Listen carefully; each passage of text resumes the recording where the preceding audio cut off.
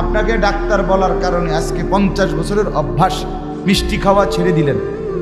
আপনি এত কিছু ছাড়তে পারলেন ডাক্তারের কথায়, তো আল্লাহর কথায় বিড়িখানা ছাড়তে পারলেন না কেন?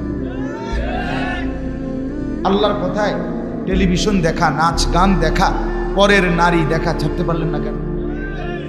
কথা বলেন, কারণটা কি?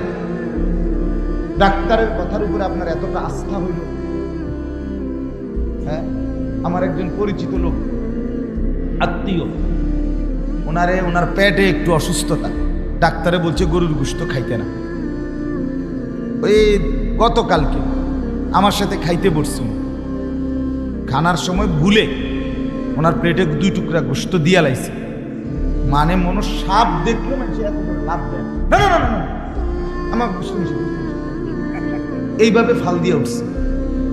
তাহলে একজন ডাক্তারের কথার উপরে আপনি এভাবে ফাল দিলেন, কথা বলেন।